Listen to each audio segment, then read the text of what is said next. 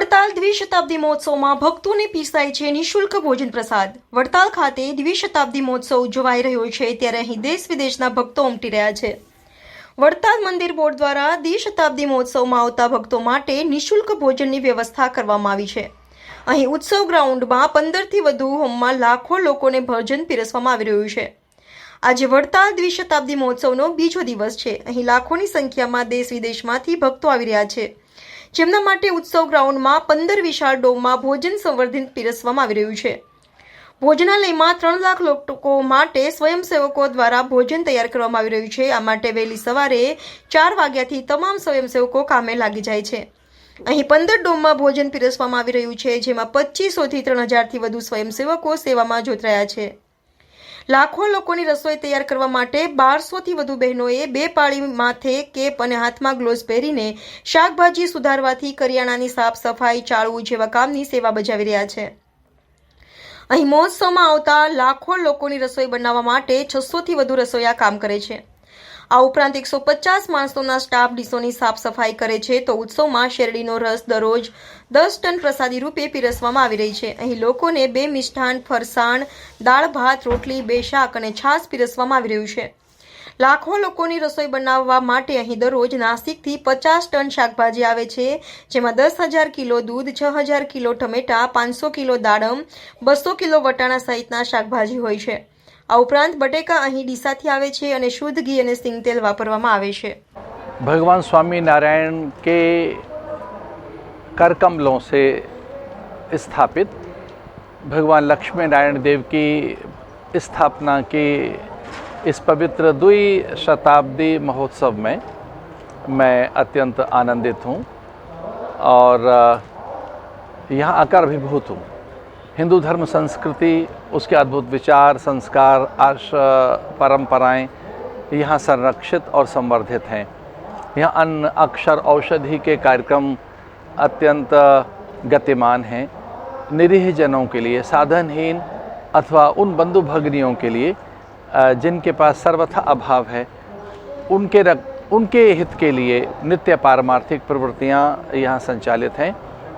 परम पूज्य स्वामी माधव प्रियदास जी महाराज से जब भेंट हुई थी तब स्वामीनारायण संप्रदाय का शील, संयम, सदाचार और वहाँ की विनय विद्या से मैं प्रभावित हुआ था. आज पहली बार वड़ताल में आकर आदरणीय आचार्य पूज्य राकेश प्रसाद जी महाराज के दर्शन हुए, लालजी महाराज के दर्शन हुए और यहाँ मैं हिंदू धर्माचार्य सभा के संयोजक पूज्य स्वामी परमात्मानंद जी महाराज के साथ आया हूँ. इस शताब्दी महोत्सव में लगभग 200 वर्ष के बाद एक अद्भुत समागम यहाँ देखने को मिल रहा है. मैं ऐसा कह सकता हूँ, वैदिक परंपराएं यहाँ जीवंत हैं. हिंदू धर्म संस्कृति और उसकी संवेदनाएं निरंतर यहाँ संरक्षित हैं.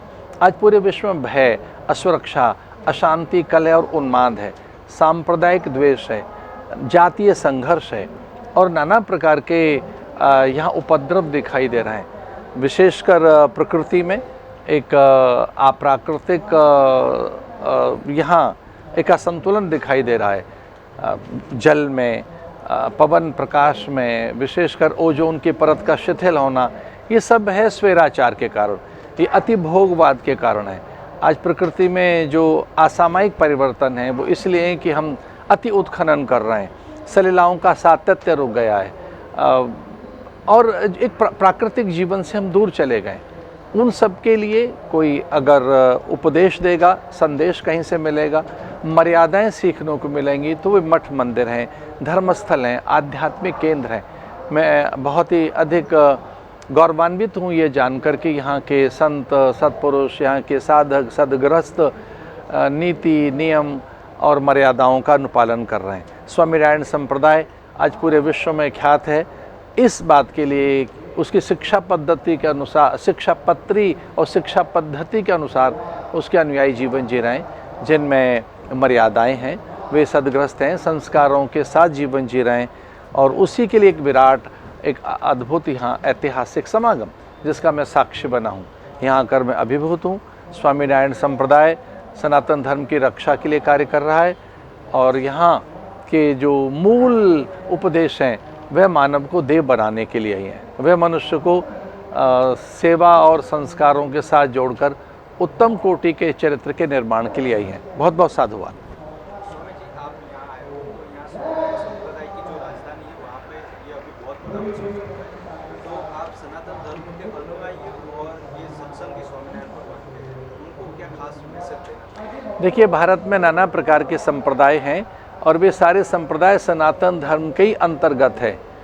उनमें नाथ, औगड़, उदासी, बैरागी, दादूपंथी, कबीरपंथी, स्वामी नारायण विविध विभूतियाँ आईं और वे अलग अलग उपदेश देकर गईं, संदेश देकर गईं और उनके आचार्यों का यहाँ अनुपालन करने वाले भी अनेक संप्रदाय हैं।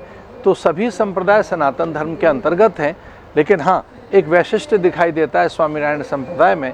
वहाँ सेवा है, शील संयम सदाचार है, नैतिकता है और विशेषकर अनेक पारमार्थिक प्रयोग हैं जो पूरे विश्व को समाधान दे रहे हैं। तो मैं ऐसा कह सकता हूँ कि एक बढ़ता हुआ, एक पूरे विश्व को आलोक और प्रकाश देता हुआ कोई संप्रदाय है तो वो स्वामीनारायण संप्रदाय है और निसंदेह यह मानवता की रक्षा करेगा। निसंदेह ये पूरे विश्व में साम्य और संतुलन के लिए एक कारक तत्व बनेगा।